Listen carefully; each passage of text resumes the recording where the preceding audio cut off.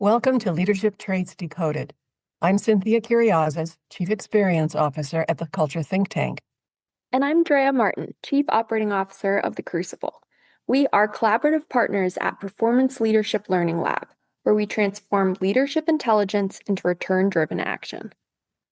Today, we're unpacking the leadership traits essential for building, investing in, and scaling successful companies. Our insights come directly from data-driven metrics within our platform's solution. So let's dive in. Hello, Andrea. Hello, how are you doing, Cynthia? I'm good. I think that maybe it would be appropriate if we let our listeners know that this is the first recording of our Leadership Traits Decoded that we have done in person. Yes, we're here in one room. Yes, it's very exciting that we're looking at each other face to face. We hope it goes well, but we just wanted you, our audience, to know. So today we're going to do our Leadership Traits Decoded, and I think what we had a discussion on was to review the leadership trait that we call setting high standards. When an individual sets high standards or not high enough, depending on what's going on, we need to know what is the upside and what is the not upside of something like that, and what anybody who feels they can have this trait themselves knows how to do in order to move forward. Right. And as I said to you before we started the recording, this is something that I have in fact been accused of more than once. So I am very curious to hear about setting high standards and the traits around that are good and some that may be a little challenging. Yeah, definitely. Yeah, well, I think the first thing, though, sets high standards kind of defines itself. Happy to kind of define quickly. So setting high standards is consistently demanding a high level of quality or achievement, which, is kind of inherent in what the name of the trait is. But it's an interesting one where I think the place where we run into this the most is really in somebody who's in a leadership role where they have a team or people who report to them, where there is that expectation that has to be set. And then it means they either have more of the ability to naturally set kind of higher standards, have clear expectations, make sure the quality of work being produced is as it needs to be, or if this is something that they're not as strong in, it might mean that sometimes expectations aren't as clear, or the kind of quality of work that's created isn't expected to be as high, maybe as it needs to be for the final product to really be what the team needs it to be. Well, that makes sense, because when I think about myself and I drive myself, I don't really drive anybody crazy but myself, right? Oh, no. But when I supervise individuals, it can be the downside of their experience, and we wouldn't want it to be that. Yeah. So what kinds of things happen when someone is extreme on this end of the scale when it comes maybe to themselves, but certainly to others on a leadership team? Yeah, well, the higher extreme is probably the more positive of this, especially if the person is in a position where this is a necessary aspect of their role in order for things to get done the way that they need to get done. So the kind of higher extreme there is ideally in tandem with some other traits that would allow the expectations that are being set, so these high standards, to be well understood, kind of unanimously agreed upon in the team as the kind of the necessary quality that everyone's striving to achieve. And if that's the case, then this is a very healthy trait. It's great that this exists because it means that people are not only striving to achieve this, but also understand, collaborate, and have kind of the necessary environment to achieve the high standards that are being set. On the other extreme, if this is very, very low, the potential problems that can occur are, overall lack of clarity, lack of maybe somebody comes forward and they say something is done, but there's a lack of agreement about whether it is done or what needs to happen, or maybe even kind of a disconnect between the expectation then. So somebody's either not finishing things the way they need to be because they didn't know it had to be better, or the actual final quality of the product is not as high as it needs to be, kind of that work product.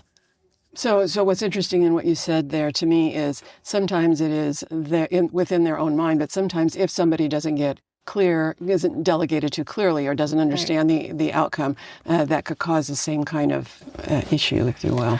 Right. And I think that's kind of a nuance of this trait, is that it's not just about how this impacts the leader themselves, but also how it impacts the entire team around them. Because if they're not setting high standards, not only is this something where overall quality work product on their team is going to be lower than it needs to be, therefore there will be issues likely, with clients, with kind of whatever market they're working with.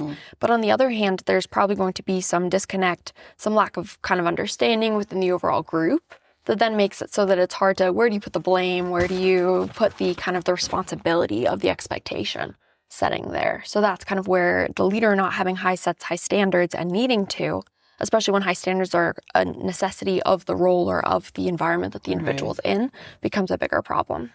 So as frequently it is with our discussions, it comes down to clarity of communication Yep. and understanding what it is that we need our behavior to do to support the communication we want to. Right. We will eventually have, yeah? Definitely. Okay. Yeah. I'm curious because you mentioned you have very high set standards. How do you navigate maybe some of the nuance? Because I think a big piece of this is not just how does this leader set the expectations for their team on the whole, but also how does this leader then work with other people that maybe don't have such high standards? Or how do you decide then what is worth pursuing and what is maybe kind of getting caught up in this trait? Well, I've learned over the years to train myself in terms of if I was doing this, how would I do it in my own head?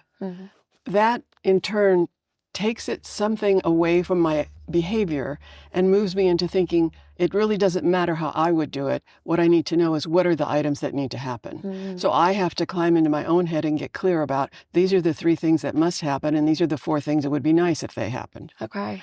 So when I get really clear on the top 3 things that if this person doesn't know what I need from them or the organization needs from them, if I don't communicate that, then they don't know what they're shooting for. Right. So I have accepted the fact that that's how I am with my own thing. Try not to drive people crazy with my own thing.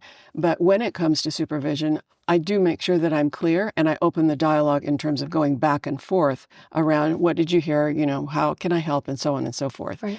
One of the classes that I taught that was quite popular was something called the Delegate Rule of 8. Oh, interesting. And those entire 8 steps had to do with gaining clarity about what you want, what was expected, what was needed, what they heard, how to do it, and have that dialogue. Okay. It was just these 8 steps. And that is part of it's a large part of when I outlined that for a training mechanism.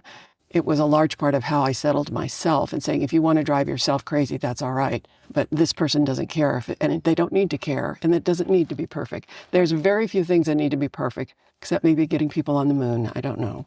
We're not engineers. We're here as leaders to help build through a team to make things better for everyone. So that's how I do it. I just learn to self-regulate. Yeah, no, great. I mean, that's a helpful kind of frame, especially for someone maybe who's listening who experiences that maybe they set higher standards than people around them might expect or maybe like sometimes. Yeah. Making sure it doesn't fall in kind of that perfectionism trap. Yes, for sure. Letting things be a high quality, kind of high level of quality without it kind of derailing or kind of things that are close enough to complete not being enough. Well said, Andrea. Well said. You spoke to my perfectionism that I'm recovering a perfectionist.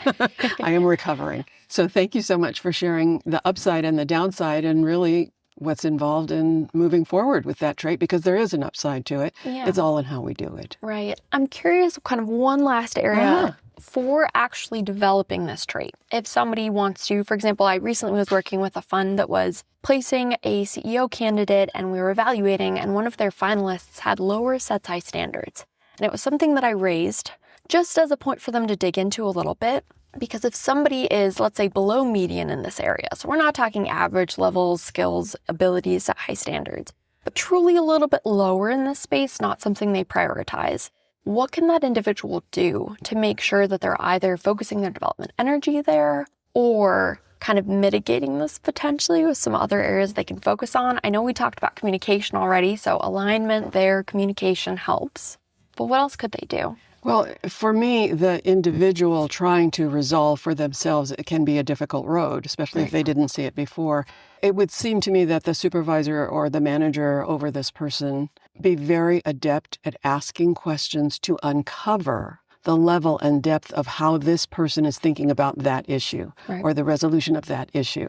It's about asking more than telling, so that if there is this gray area, or if there is something that seems to be not quite as important as I think they feel about it, you continue to ask questions to drill down, and hopefully that person will get an aha light. And if they don't, then it's the manager's responsibility to develop that person by asking the questions, not forcing it, not pushing it over, not demanding it, any of the rest. It's trying to understand how they're thinking, and which gives you the opportunity to not only ask the question, but to share knowledge, to have that person think about something they haven't. Right. Because that person is in, I wouldn't say a rut, I would not say that, but that person is in a habit of thinking the same way. And unless there is a challenge with an understanding of why the challenge is there, very little will change. And so the manager will consistently have to do over and over and over again the same thing.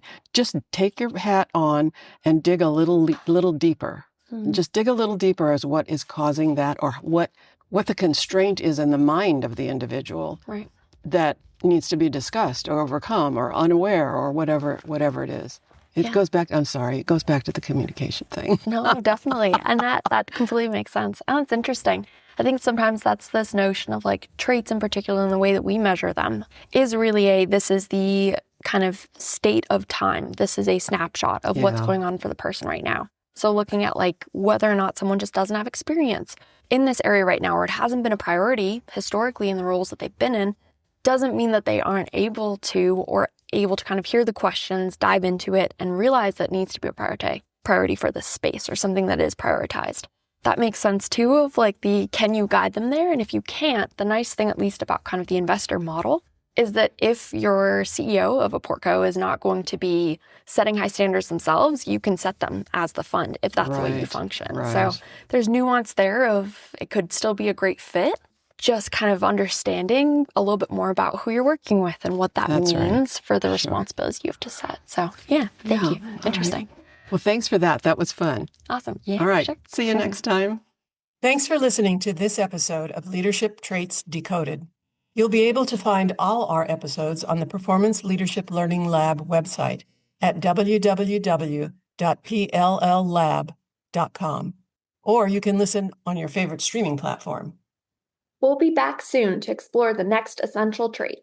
Until then, feel free to connect with us on LinkedIn if you have any questions or ideas.